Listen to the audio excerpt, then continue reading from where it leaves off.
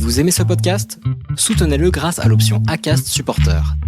C'est vous qui choisissez combien vous donnez et à quelle fréquence. Cliquez simplement sur le lien dans la description du podcast pour le soutenir dès à présent.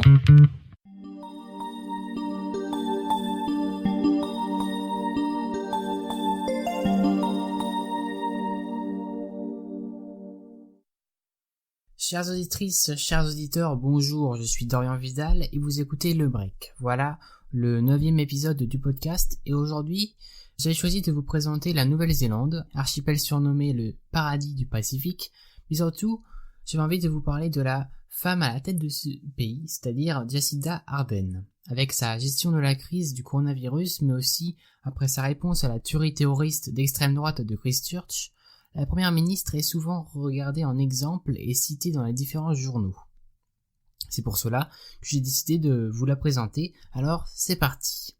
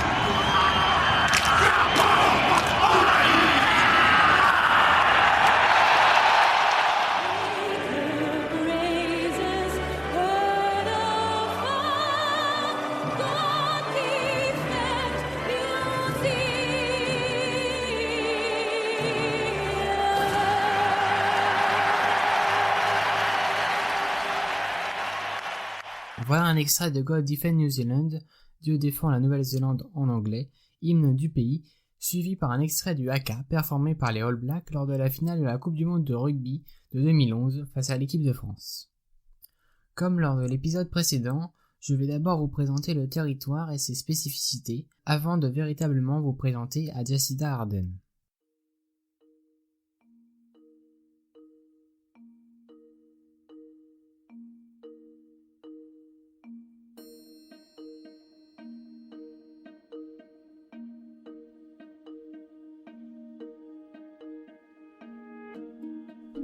Située en Océanie au sud-est de l'océan Pacifique et composée de 2 îles, la Nouvelle-Zélande est un des derniers pays à avoir été découvert par la population occidentale.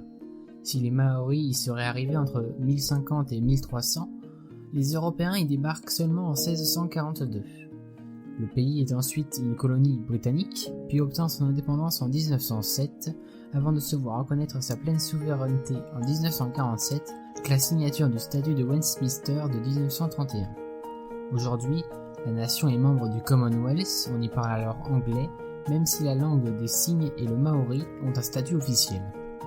Avec comme capitale Wellington, deuxième ville du pays en population derrière Auckland, la Nouvelle-Zélande possède un territoire large de 269 km², pour une population de près de 6 millions de Néo-Zélandais ou Kiwis, ce qui fait de la nation le 120e pays le plus peuplé au monde.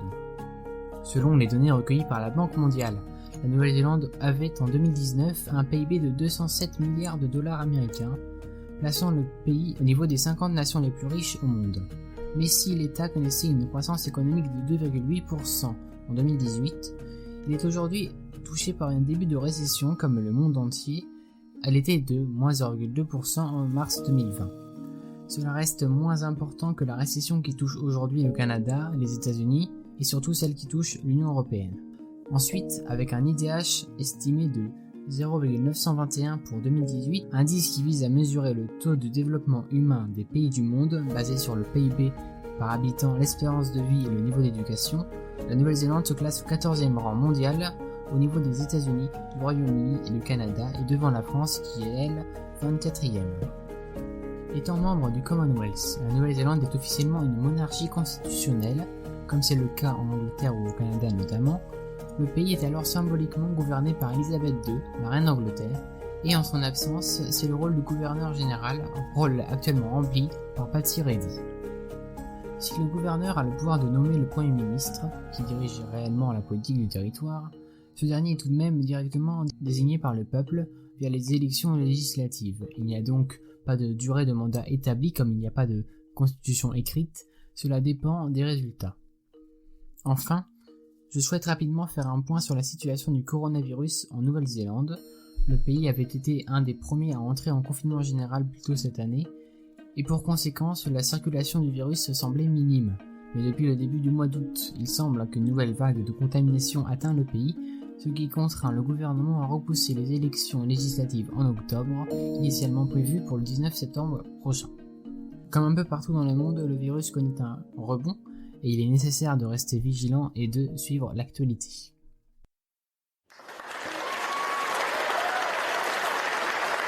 Now, not everyone voted for us. This is a democracy. Of course, not everybody voted for us.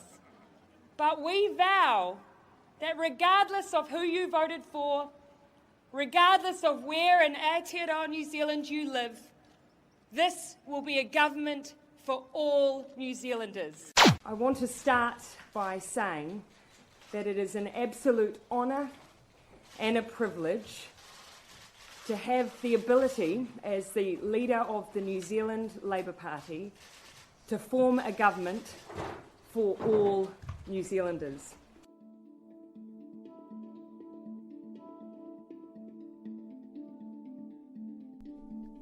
Nous sommes le 23 septembre 2017 et les élections législatives aboutissent à un parlement sans majorité.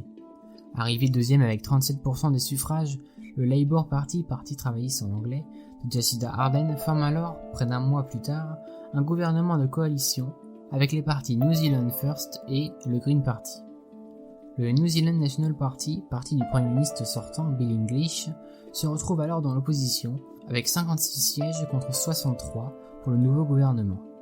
Patty Reddy, gouverneuse générale de Nouvelle-Zélande, désigne alors officiellement Jacinda Ardern comme la nouvelle première ministre du pays le 26 octobre 2017. Si elle est la troisième femme de l'histoire de ce pays à occuper ce poste, Ardern est la plus jeune dirigeante élue depuis plus de 150 ans, elle qui avait 37 ans au moment de son élection. Je pense qu'il est utile de vous présenter brièvement la chef du gouvernement, c'est donc ce que je vais faire maintenant. Née d'une mère diplomate et d'un père policier, elle grandit à Murapura, ville de l'île nord de l'archipel. Elle a abandonné cette religion au début des années 2000 à cause des positions de cette église sur l'homosexualité. Elle se décrit désormais comme une agnostique. Jacinda Ardern s'intéresse très jeune à la politique et c'est à 17 ans qu'elle rejoint le Labour Party. Elle décide ensuite de découvrir le reste du monde et se retrouve volontaire dans une soupe populaire et dans une association de défense des droits des travailleurs à New York. Puis elle décroche un poste de conseillère politique pour le cabinet de Tony Blair, alors Premier ministre de Grande-Bretagne. Avant de retourner dans son pays en 2008, elle est élue présidente de l'Union internationale des jeunes socialistes. À son retour, elle rejoint les bancs du Parlement néo-zélandais et devient ainsi, à 28 ans, la plus jeune députée. Désignée vice-présidente du Labour Party par ses pairs, et suite à la démission d'Andrew Little, Ardern est choisie pour présider le parti, à moins de 2 mois des élections législatives de septembre 2017. La voici ainsi leader de l'opposition et propulse son parti au gouvernement grâce à ce que les médias surnomment la Jacinda Mania. Après la formation de son gouvernement et de coalition, Ardern annonce qu'elle sera à la tête de plusieurs ministères. Ainsi, étant première ministre et chef du gouvernement, elle est également ministre de la Sécurité nationale et des renseignements, ministre de l'art, de la culture et du divertissement et également ministre des enfants. Son parti est élu grâce à un programme progressif, écologiste, mais aussi protectionniste. En effet, le gouvernement de coalition avait annoncé dès ses débuts une réduction de l'immigration de 25 000 personnes par an. La solidarité est tout de même au centre de la politique menée par le gouvernement, comme le montre le Family Package mis en place dès son arrivée au pouvoir. Depuis juillet 2018, la durée de congé parental est allongée, passant de 18 semaines à 26 aujourd'hui, avec une rémunération hebdomadaire de $60. Ce package inclut également la mise en place d'un programme de repas scolaires visant à réduire la pauvreté infantile. De plus, des produits sanitaires seront rendus disponibles gratuitement dans les écoles pour rendre l'accès aux soins égal. Cette partie du plan sera premièrement mise en place dans 15 écoles avant d'être étendue à tout l'État dès 2021 sur une base de volontariat. Toujours avec l'ambition de réduire la pauvreté du pays, le salaire minimum a été augmenté de $17,7 par heure. Il est aujourd'hui à $18,9 l'heure. In the past hour, the government has unveiled the beginnings of a business rescue package, which will include a wage subsidy scheme for those affected by the economic downturn brought by COVID-19. Treasury has also been asked to work on tax relief options. It comes as 2,000 people remain in self-isolation, with the number of confirmed coronavirus cases at 5. A short time ago, Jacinda Ardern revealed that Treasury is predicting the economic impact of the COVID-19 coronavirus is likely to be more severe than the global financial crisis. It comes as Finance Minister Grant Robertson prepares to unveil his economic stimulus package tomorrow, aimed at helping businesses impacted by the fallout. The government's also taking a hard line with visitors who won't or don't self-isolate. The PM's message: leave before you're detained or deported. Le coronavirus et le confinement que ce virus a entraîné n'a pas arrêté le gouvernement sur sa lancée. Ce dernier a mis en place le COVID-19 Economic Support Package qui apporte une aide de $585,8 par semaine aux employés à temps plein et $350 pour ceux qui travaillaient à temps partiel, et ce, pendant 12 semaines. Le Winter Energy Payment, une aide gouvernementale pour alléger le coût du chauffage de l'hiver, a lui aussi été augmenté pour cette année. Les couples ou personnes avec enfants recevront $64 par semaine et une personne seule recevra $41 par semaine. Cette politique est bien dirigée vers tous les kiwis, comme peut le montrer le Provincial Growth Fund, un fonds qui vise à augmenter l'attrait des zones rurales avec de forts investissements dans un budget de $1 milliard.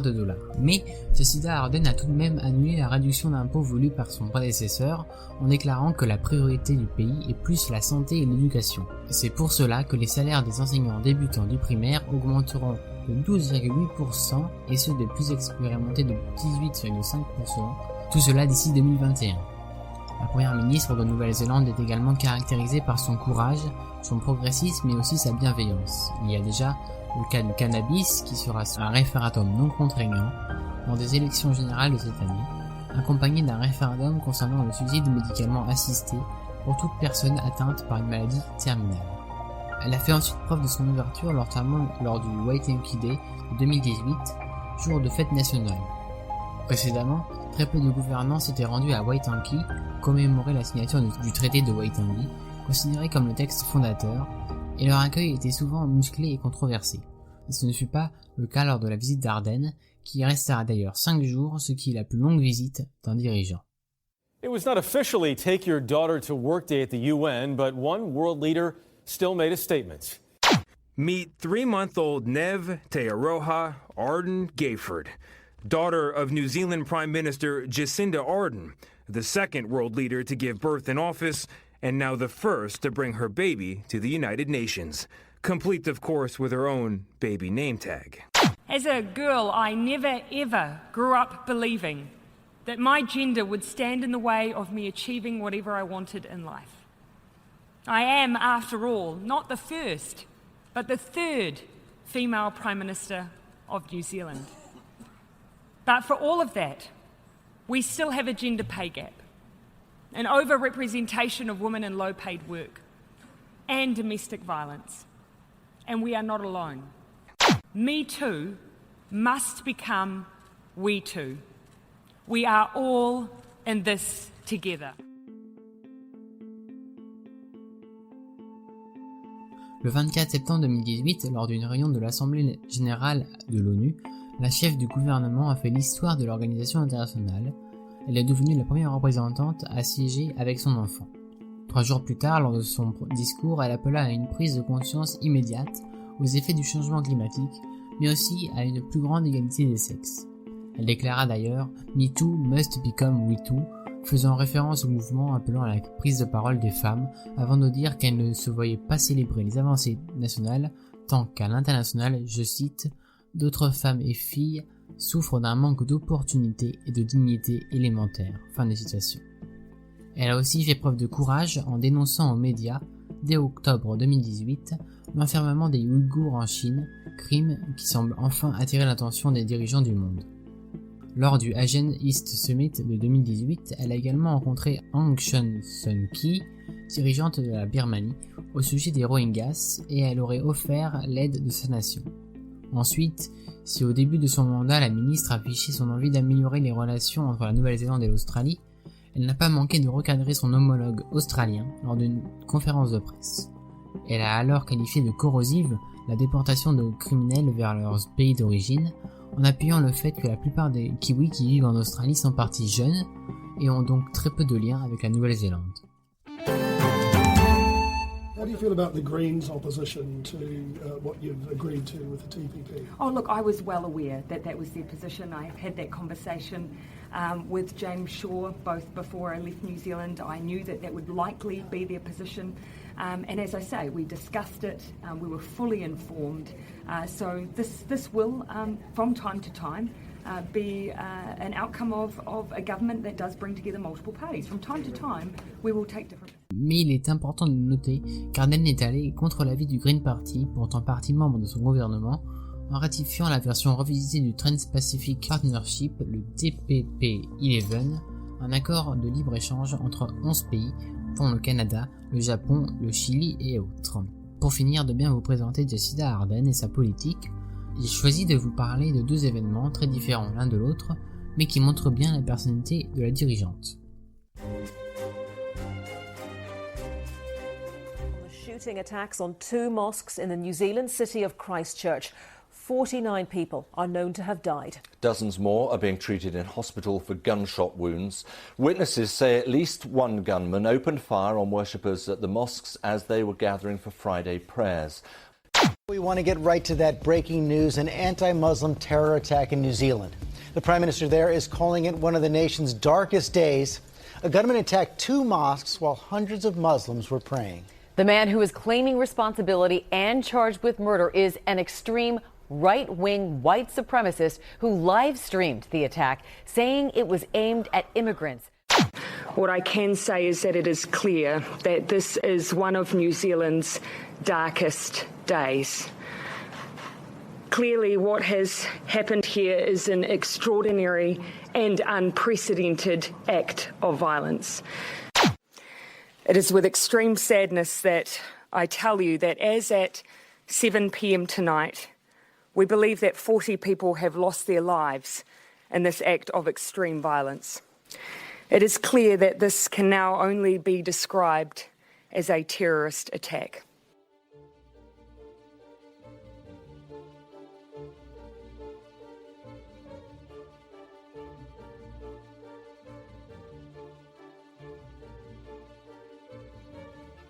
Nous sommes le 15 mars 2019.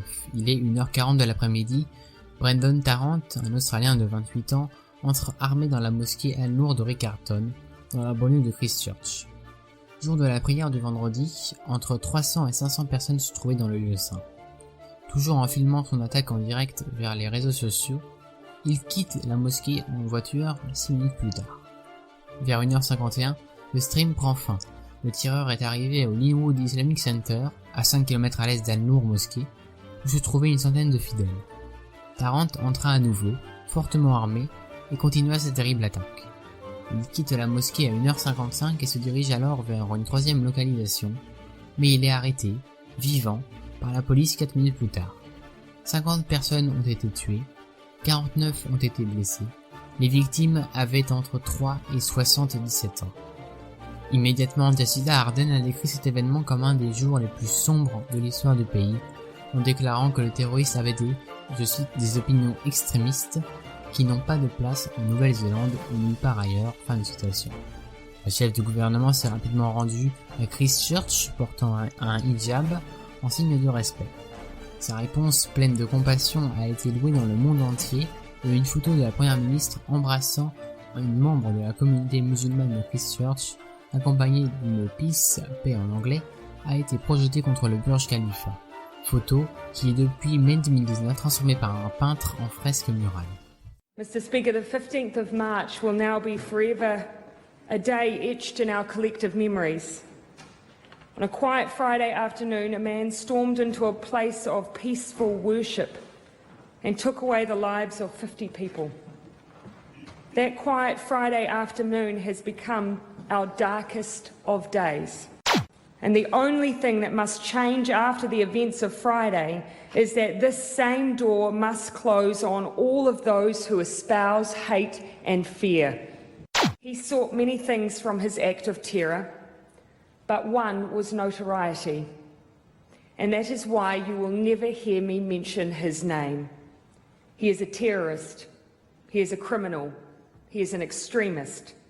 But he will, when I speak, be nameless. But their form of distribution, the tools of organisation, they are new. We cannot simply sit back and accept that these platforms just exist and that what is said on them is not the responsibility of the place where they are published. They are the publisher, not just the postman. There cannot be a case of all profit, no responsibility. Moins d'un mois après, son gouvernement passe une loi interdisant la plupart des armes semi-automatiques, ce que les États-Unis n'arrivent toujours pas à faire. Elle a accompagné cette décision en déclarant, je cite, « La Nouvelle-Zélande se distingue par sa large disponibilité d'armes de nature et de force destructive. Aujourd'hui, cette anomalie prend fin. » Ensuite, en mai 2019, Jacinda Ardern et le président Macron présidaient le Christchurch Call Summit de Paris, sommet visant à lutter contre les réseaux sociaux et la possibilité qu'ils offrent d'organiser et de promouvoir le terrorisme et la violence. The Prime Minister has thanked Kiwis for helping day one of the lockdown run as smoothly as possible. As expected, the number of infections has jumped again. We have 78 confirmed new cases, bringing the total to 283. 27 people have recovered, with 7 patients in hospital in a stable condition. Normally this street would be bumper to bumper with people trying to rush home, to make dinner, to see their families, but of course, for the most part, they're already at home.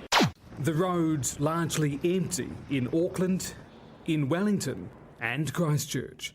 Eerie sights and silence.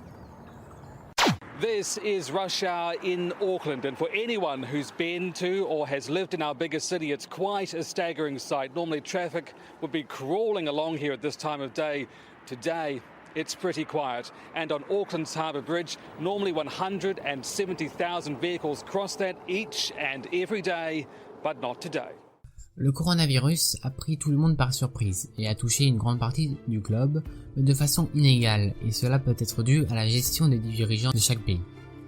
Voulant éviter le pire, Jacinda Ardern décide donc de fermer les frontières nationales et entame un confinement dès le 20 mars, alors que 39 cas ont été confirmés, soit 0,0006% de la population locale.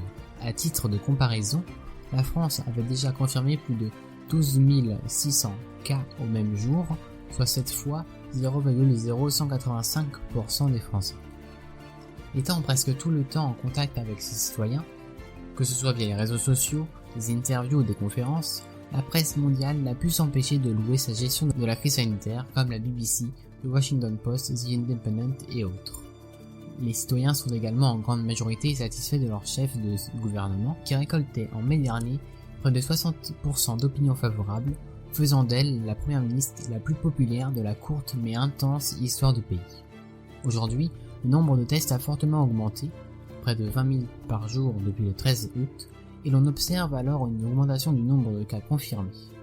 Mais cela reste tout de même minime, il y a en moyenne environ 8 nouveaux cas chaque jour depuis le 11 août, et ces chiffres datent du 21 août. When you look at the rest of the world, you know, they were trying to say, oh, we weren't doing. Now all of a sudden a lot of the places that they were using to hold up, they're having a big surge. They're having and I don't want that, but they were holding up names of countries and now they're saying, whoops. In fact, even New Zealand, you see what's going on in New Zealand. They beat it. It was like front page, they beat it because they wanted to show me something. The problem is big surge in New Zealand. So, you know, it's terrible. We don't want that.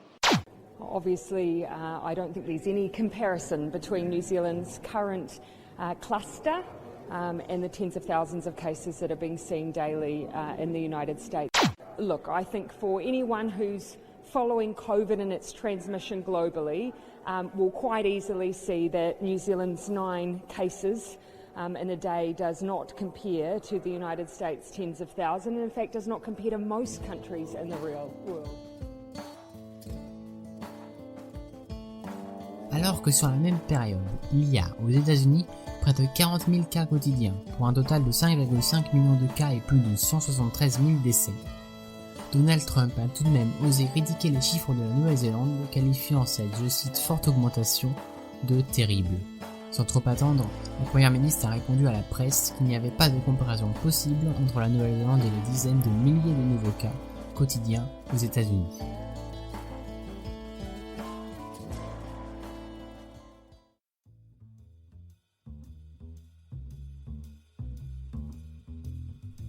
Jacinda Laurel Ardern, première ministre de Nouvelle-Zélande depuis maintenant 3 ans, et qui remettra sa position en jeu lors des prochaines élections générales de cette année, est une femme forte, engagée, qui n'a pas peur d'affirmer et de défendre ses opinions, mais aussi solidaire et bienveillante. Il faut tout de même faire attention à comment les médias et nous la regardons. Il faut toujours avoir les yeux bien ouverts et ne pas avoir peur de critiquer quand c'est nécessaire. Mais c'est une certitude, les Kiwis ont à leur tête une des dirigeantes les plus charismatiques et progressistes de notre époque.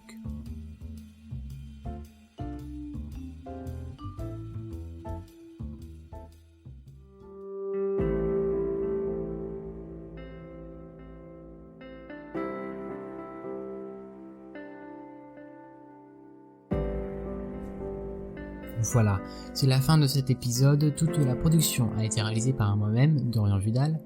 Les différentes sources sont disponibles dans la description ou sur la page de cet épisode sur le site où vous trouverez le script. La musique provient du site feligenstudio.com, libre de droit, mais aussi de la chaîne YouTube Our Music Box et du site Audio Network. Vous pouvez nous suivre sur Twitter @lebreak, mais aussi sur Instagram, Flipboard et autres. Tous les liens sont dans la description du podcast. Si vous ne l'avez pas déjà fait, vous pouvez vous abonner au podcast. Rendez-vous sur lebrexit.wordpress.com pour retrouver tous les liens et nous écouter sur la plateforme de votre choix. Si vous êtes déjà abonné, n'hésitez pas à nous noter ou laisser des commentaires, ça nous aide et nous permet de nous développer. Et si vous souhaitez nous contacter directement, c'est possible par mail via lebrexit@gmail.com. Voilà, merci beaucoup et à bientôt.